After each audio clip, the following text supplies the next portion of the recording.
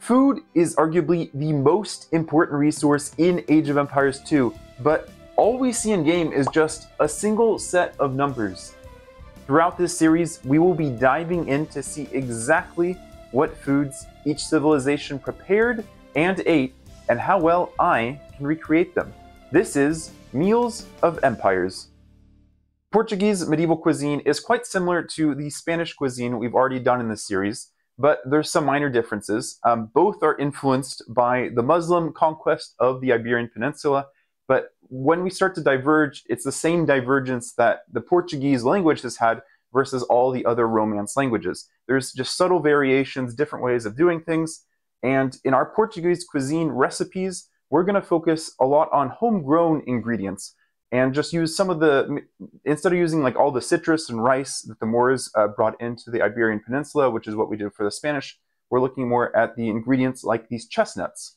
So the recipes we have for today are a chestnut soup, which in Portuguese is sopa de castanhas.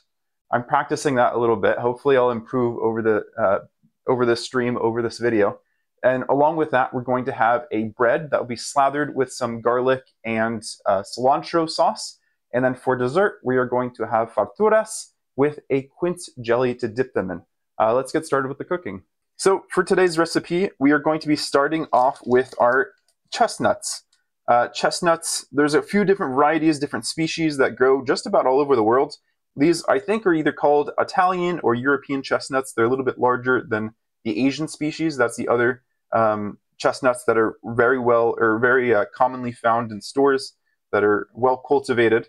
There are also some species in the Americas, but they're not. I think there was some disease that have mostly wiped out the American ones. There's just a few remaining populations that have had their genetics interspliced with some Asian genetics to allow them to be a little bit more resilient, and they're slowly making a comeback. So originally these start out with like a spiny burr around them. That gets removed before they even show up at the market, but we still have to remove even more of this. And oftentimes during Christmas time, this time of year, you'll hear people roasting chestnuts on the fire. You'll hear that in song lyrics. That is one way to do it. We could roast them, but instead we are going to boil them, or more like steam them, to try to get this shell open. So what we're going to do, I'm going to bring it a little bit closer to the camera so it can be seen. Okay, you can tell that these are slippery and you definitely want them against a hard surface while you're doing them. I'm just going to give an example. You want to score it in an X fashion, but instead we're going to score it one side and then we're just going to cut it in half. And there's generally a flat side and a round side. This guy is just kind of round on both sides. This is a better example to start off with, which can be a little bit difficult. You don't generally want a knife that's this big to do it with. Now with the smaller knife, I should be able to get up a little bit closer, and there we go. I can push through with the tip and then pull a little bit further down, and then to get right through it, just use a lot of force and make sure my fingers are not in the way. And just like that, not too difficult. I have spray painted it like this so I don't lose it when I'm out in the woods. There is a toxic fruit from a separate family that through convergent evolution looks very similar to the sweet chestnuts we have here. I'm talking about the horse chestnut and buckeyes.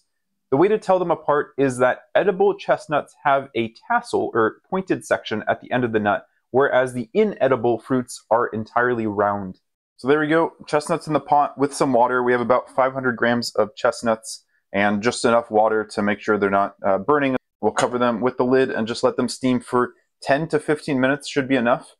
While those are cooking, we can start on the aromatics of our soup. That's our onion, our garlic, our celery, and our carrot. This will look very similar to what we did for the Romans when we were doing, I forget what we called the soup. It was a soup with fava beans, but it's going to include a lot of the same components at the start. Portugal's independence from the other Spanish kingdoms began with the formation of the County of Portugal as a vassal of the Kingdom of Leon. The first Portuguese king, Afonso, was of partial Burgundian heritage. His father Henry was a Burgundian knight who was called in a Catholic crusade to exile the Moors from Hispania. He passed on the ideas of conquest, inspiring his son Afonso to elevate Portugal from a county to an independent kingdom. The kingdom continued to expand south along the Atlantic coast during the Reconquista, with the Cantabrian mountain range isolating the coastal cities of Porto and Braga from the other Spanish kingdoms.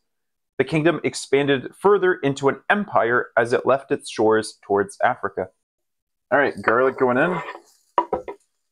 We're going to leave the chestnuts predominantly nice and hot in the pot, and I'm going to put it in my hand and cover it in a towel so I don't have to burn myself too much, because these are, as I mentioned, nice and hot. And we're peeling both. This outer shell that you can see is very papery, like almost like cardboard, and then this papery inner shell as well. And by keeping them nice and hot in the pot, they don't kind of stick back together too quickly. We have time to remove everything. The Portuguese Empire of the late medieval period can be described as a thalassocracy, similar to that of the Malaysian Empire. They were both sea-borne empires which grew rich by controlling the maritime trade. Portuguese trading posts, or farturas, popped up all along the coast of Africa and circumvented the Muslim-controlled Mediterranean and Indian Ocean trade routes. This new African influence didn't really influence Portuguese cuisine, with the exception of the pepper we will discuss in the trivia question later. All right, I think I'm going to have to switch over because the onions and garlic are lonely on their own. So I'm going to start adding the other ingredients to the soup, and we'll come back to the chestnuts in a moment. The Muslim influence in Portuguese cuisine will be represented in today's recipe by the fartura. Similar Muslim pastries that likely predate farturas and churros include mushabak and zalabeya from North Africa and Arabia, respectively. Mushabak shares its name with a 5th century Byzantine church that's currently just left in ruins in northern Syria. It seems likely that the technique traveled from Eastern Mediterranean around Syria to the West during the medieval period, with the food evolving somewhat over time. Zalabeya is described in a medieval cookbook as having originally been piped through the hole of a coconut, which would have been a precursor to the piping bags used in modern times. And then the sugar would have also moved from east to west, following the pathway as it was spread from the Muslims from Malaysia into the Middle East and then Europe. I wanted to mention two different fruit that are also native to Portugal. They are both in the blueberry family Aracaceae. The first is Portuguese crowberry, which grows in coastal sand dunes. The white berries are picked and sold to beach visitors when they are ripe in late summer. The other fruit is from the strawberry madrone. The tree has this gorgeous red-orange bark that curls over as it gets old, but the tree gets its name from the red fruit that are suspended from its branches. While they are sweet, they are far more bland than actual strawberries. They have a long history of being distilled into a Portuguese fruit brandy called madrono. The best madrono is said to come from small-scale farmers who may or may not have permits to actually distill the alcohol. All right, there are all of our chestnuts peeled, more or less. The skin's still on some of them that are the older ones. We'll add just enough water to more or less cover all of the ingredients and cook them for about an hour. Before we move on with the recipe, we can do the first trivia question. What pepper with a Swahili name was spread around the world by the Portuguese? This is after the period, the medieval period for the Portuguese, but the events of the Portuguese during the medieval period obviously played a role into this pepper being spread around during the Age of Exploration. So Janissary got it right. The pepper was piri piri. The pepper is a variety of Capsicum frutescens, and all of the species in the Capsicum genus were transported from their home in the Americas, or originated, I should say, in the Americas. And that specific species, or varietal, was transported by the Portuguese to their colonies in Africa. That's where it developed, and that's where it got that name. That name, piri piri, is just the name that many African languages have given to a pepper. And from there, it was spread all around the world. And it was really popularized by the South African restaurant chain called Nando's, which became very popular in the UK. And the Nando's signature dish is piri piri chicken. It's called both peri peri and piri piri, and even pili pili, depending on which African language and which European language you're using that's using that African name. The other soup I was thinking of making is Acorda, or no, let me get that Portuguese pronunciation perfect. Acorda is a type of Portuguese bread soup. Take your bread, chop it off into little bits. Since Acorda would have originally been like a famine or a poor person's meal, it was generally just trying to use breadcrumbs and put them back into a meal, not have any food waste. But you would chop it all up. You would add cilantro and garlic, or at least that's the ingredients or herbs or flavors that are added in the modern versions of the dish. Then you would take an egg, you would poach it, which is just put an egg in water and let that cook the egg all together.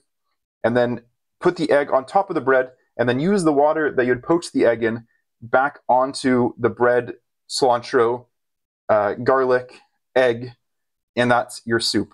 Because I didn't want to have two soups in this recipe, instead we're just going to stop halfway. We're going to take our bread, we're going to make our paste with the garlic and the cilantro and spread that over our bread, and we'll have that to go along with our sopa de castañas. Cilantro and the garlic break down fairly quickly, and I think adding olive oil to the bread right once we add the spread on will work well. All right, add in our last cloves of garlic with a few more leaves. Can add a little bit more salt. Abrasive, that's what it is. Our salt is our abrasive. So we'll leave that in here until we're ready for it. So next up, we have the farturas, and I've been repeating this a few times already on stream, and you might be wondering, what is farturas? You might be more familiar with churros. Those have arrived to the Americas via the Spanish, but really it's just a fried piece of pastry. Farturas are usually made into a spiral shape, and churros are more of like a stick shape. Oftentimes, it's a dough that's very wet batter, and it's put through a pipe. The pipe has a nozzle at the end of it that creates that star shaped along the edges of the pastry. But in this case, we are just going to be rolling it out and then putting it in the oil. So it'll have a little bit of a misshapen shape to it that will hopefully have enough nooks and crannies to take the spices that we're going to put on it, which are sugar and cinnamon. The cinnamon will be hinting at the Portuguese explorative activities as they tried to find an alternative trade route that didn't have to go through the Arabian Peninsula, where they went south of Africa to India and Sri Lanka, where most of the cinnamon was grown in the medieval period. So to start off, we have 240 milliliters of water and 120 grams of flour. We are going to heat up the water first to make our dough, and we are going to make our dough directly in this pot. While the pot's heating up, we can do our second trivia question. What language spoken in the Iberian Peninsula during the medieval period is most similar to Portuguese? We have A, Galician, B, Catalan, C, Castilian, or D, German? Janissary, our local Portuguese resident in the chat, has the answer again. It is A, Galician. The Kingdom of Galicia, where the Reconquista was precipitated in the north of modern-day Portugal, was originally the same language as Portuguese. The two languages broke off once the Kingdom of Portugal was founded in 1143. And then from then on, Galician actually became more similar to Castilian because those were still part of the same kingdom/empire. That's what turned into the Spanish Empire. Whereas Portuguese became isolated, they wanted to maintain their sovereignty, their independence as a kingdom. And then languages, of course, continue to evolve. And that's why Brazilian Portuguese is different than Portugal Portuguese. They've continued to diverge as well. So here's our water all heated up, adding our flour along with some salt. And we're just going to mix this all up. And this will be the dough for our pastry. The reason we heated up the water first is because it gives a different consistency to the dough. Traditionally, when you're making dough for bread, you want all that gluten to slowly develop and hold in the pockets of air when the dough begins to rise. For this, we want more of a gummy dough, and we're not adding any yeast to this, so it will still rise a little bit, but it'll have definitely a different consistency than what you're used to. We're going to use more of the olive oil to fry our farturas. In modern times, you generally just use like a more basic cooking oil to fry things, but olive oil would have been the oil available during the time period. It's a little bit sticky, but not enough to really get like anything stuck on my fingers. So it's pretty good consistency to roll out. We're going to take just half of our dough at the start. We're going to split this up into 2 parts. And if it does start sticking, we can add a bit more water to our hands. But so far, this is doing fairly well. And we're just going to try to roll it around into the oil. I can see the oil smoking now, so perfect temperature. And we're going to try to get that spiral shape, but it is difficult. We got close. And it looks like we have enough oil as well. And we're going to be cooking it or frying it about 2 minutes each side. What you see people use a lot in modern times are chopsticks. I do have some metal chopsticks. And there we go. Nice and browning up quite nicely. Maybe a little bit burnt. I can turn the oil down because it is burning a little bit. And generally you want to cook these right before you're ready to serve them. So I'm going to have to cover them to keep them nice and hot. So I'm just rolling it back and forth and kind of spreading my hands out slowly, but not applying too much pressure, because if I put too much pressure, it just kind of falls apart or it'll stick to the surface.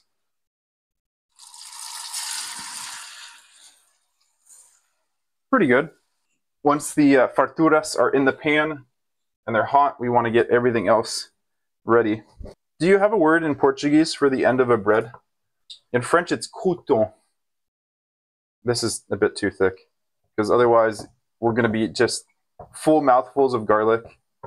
It's going to be too much. I think that sound that we're hearing right now from, oh yeah, look at that pimple. Probably shouldn't call it that, but there's a chance for the inner dough to pop out, and that's exactly what we have here. They're like little popcorn bits that pop out, which I think are quite cool. Little popcorn dough. Yeah, it did well. Look at those. Look at those little dudes. All right, we'll call that quits. We're going to add a nice, good helping of cinnamon right on top. The Muslims brought sugarcane into the Iberian Peninsula, and the development of like crystallized cane sugar arrived pretty quickly. So we'll put that on there. We do have our dipping sauce as well. I made the quince jelly ahead of time because it takes a while for the product to be cooked down and then, of course, for the jelly to set. Quince is a fruit in the rose family that looks like a lemon-pear hybrid, whereas the Latin scientific name makes a comparison to apples. The fruit was likely brought to Portugal by the Romans, where it grows well in the similar Mediterranean climate. Due to its acidic and limited sugar content in the fruit, it is typically made into jelly or cheese rather than eaten raw. Quince cheese is made by slowly cooking down the pulp with a small amount of water and between a 1:1 and a 2:1 ratio of quince flesh to sugar. The cooking breaks down the cell walls, letting carbohydrates called pectin to move freely into the solution until they form chains with each other. It's that pectin that takes this liquid to have to a more solid state. The higher the final temperature, the harder the quince cheese will become once it has set. Getting cheese from the actual pulp typically requires a blender in the final step, so instead we are sticking with the jelly, and we're going to use a masher to break down the pieces once they're cooked. We strain that mixture into a pot, then sugar is added, and the mixture is further reduced for about 30 minutes before being jarred. Meanwhile, we can finish this soup. Here is our potato masher. We're going to mash all of the ingredients. This is our replacement for our blender, our medieval blender, I guess you could consider it. It's actually like, feels very dense. Like we could even add some more water if we wanted to. We have the little chestnut we saved to put on top. And we have our cilantro to garnish. All right, we'll do our last 2 trivia questions really quick. Trivia question number 3. What sport, common in Portugal, includes the risk of serious injury if you fall off your mount? So I was a little bit cryptic with the wording of the question. You may assume I'm referring to bullfighting, which has been popular in the Iberian Peninsula since the Roman period. The tradition evolved in the medieval period, though, so just as duels were originally fought man-to-man like gladiators in an arena, those evolved into jousting when you're on a horse with a lance. Bullfighting was adapted to be fought from horseback. And the sport that I'm referring to, though, is surfing. Obviously not common during the medieval period, but in the town of Nazaré, in the center of the Portuguese coast, there is a canyon offshore. And what that canyon does is it funnels all the swell together and creates these massive waves that are 80-foot or like 25 meters high, body-crushing waves, and people will come with their surfboards and their jet skis, and they'll get pulled into the wave and try to be the one to surf the biggest wave. So both bullfighting and surfing are very dangerous sports that are found in Portugal, though one of them has a little bit less blood involved, at least hopefully. All right, jumping straight into the fourth trivia question. What tree found throughout all of Portugal provides a unique material that helps transport cooking liquids? The tree is the cork oak, Quercus suber, and that's suber with a B, but you could say that this tree is quite super. The corks that are used for wine bottles all come from the bark of this oak species. The bark is all peeled off in single sheets and then cleaned, and then the individual corks are punched out of the bark, and then they are smelled to ensure they're of proper quality, because a bad cork will affect the wine. It'll taint the wine. It's not when the cork falls in the wine, it's when the cork itself, the wood is bad, or the density is wrong. Maybe there's some fungal or bacteria infection. I'm not sure what causes those issues. It might be a number of different issues. But the cork tree is found throughout most of Western Europe, the Western Mediterranean basin, but it's found in its highest abundance in Portugal, and Portugal supplies most of the world with cork. So Abigail, we have our Portuguese meal. The main element, our main course, so to speak, is our chestnut soup. Here is our chestnut right in the middle, hiding there underneath the cilantro. But the rest of it is nicely crushed up inside. And to give you a rough idea of the different ones, I did strain out the chestnut soup here. We've mentioned before in the show how it's nice to have bread to go along with soup. This has been a comment you've mentioned, so I've included that here. What's on the bread? We have a paste of cilantro and garlic, and a little bit of salt, and a little bit of olive oil too. I just put some on off camera. Okay. And then for dessert, you've already tried the farturas in our test episode, but you have not tried it with our quince jelly. Now, this is supposed to be jelly, which you don't expect to be this liquid, but you can see it hasn't really solidified the way it's supposed to. Okay, doesn't smell terrible. Wait, what's the difference between this and that? That's just been strained out if you wanted to taste the difference. What else is in here? So it's like the base, classic base of onions, garlic, celery, carrots. Okay, so that's, and then, yeah, like classic broth. Good. Good, yes. And then chestnuts. And that's it? Yeah. And there was just that cilantro there to garnish. Are there any other soups that you've had that you would compare that to, that are giving you little glimpses of nostalgia? Nothing? It tastes like chicken. It tastes like chicken? Back when I used to eat chicken. Yeah, I don't have that. It tastes like chicken, but it's like really dry for some reason. Oh, okay. Do you want to dip some bread in there? No. Oh, you're going to have the bread separate. Okay. Have you tried the bread? No. Did you put raw garlic on that? That's terrific. My mouth is burning. That might be the massive bite of raw garlic you had. You gave it to me. Yeah, and I told you what was on it. You said there was garlic, but like... There's garlic. Where's the garlic? This is your only... No, not even this, because you ruined it with this jelly. I did not taste any grit in here. I think this tastes like potato soup. Also, this was a lot better the first time. Why is that? There's no sugar on it. It was for the pictures. I wasn't going to cover it in sugar. I wanted to get that nice texture. And it's supposed to be dipped in the sweet sauce. That Janissary is saying you should think of like syrup.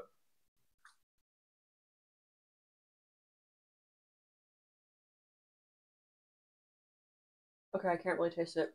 It just tastes kind of like sweet water. Do you want to do ratings? Yeah. Yeah? You ready? Oh my god. All right. Execution score. Knowing that this is supposed to be thicker. And I'm sure people didn't just eat raw garlic. Why not? Garlic pastes are a thing. Garlic paste. You think I go to ground it down more? Oh yeah. Okay. Yeah. No. And then the soup? You have nothing, no point of reference for? Not really. It doesn't have much flavor. Okay. Like maybe more onions. Maybe more just like... I thought the flavor... The flavors are missing. I thought the flavor was very one-dimensional. Yeah. Or maybe it's too, like, watery. Like, maybe if it were... I did add water at the end. Like, Because I thought it was too thick. richer? Okay. Maybe. So maybe I watered it down too much. And then the Jelly? jelly Mm-hmm. just tastes like Water. simple syrup. Okay. So the execution score is Like 3.5. 3.5. Okay. Yeah. And should you serve this to your girlfriends? No. No, not at all. None of it. This? Yes. Yeah. Yes. The farturas. But with more More sugar. sugar. Are we getting a 0 on should you not serve this to your girlfriend? Well, this counts a little. Okay. Like a 2. Okay, a 2 on should you serve this to your girlfriend. I think these are our lowest scores we've had so far. The concept is great. Mm-hmm. But the execution has pulled it down. Clearly is not Okay. there. Yeah, the chestnuts are very rich. I think they taste exactly like, or not exactly like potatoes, but very similar to potatoes. Because I know how much garlic is on this piece of bread, I'm taking smaller bites than Abby initially took, and I'm far more comfortable with the mix. And I do want to try the quince jelly. I have not really tried these two together yet. They don't pair super well together. Kind of tastes honey-like. The quince doesn't come through that much just because I didn't have that much pulp to work with, as you'll see in the YouTube video, or as you saw in the YouTube video if you're watching on YouTube. It tastes a little bit like apples and a little bit lemony, but yeah, predominantly Abby's criticism is valid that it just kind of tastes like a simple syrup that's a little watery as well. Definitely think it can cook down longer. I have another jar in the fridge that I'm hoping will start to solidify, but sometimes it takes a while of just being left there to fully solidify. Next week, we're ending our streak of European civilizations, and we are moving to the east, to Southeast Asia, to the Khmer. I don't think I have everything planned out for the Khmer yet, but stay tuned for that. And until then, I'll see you in the comments.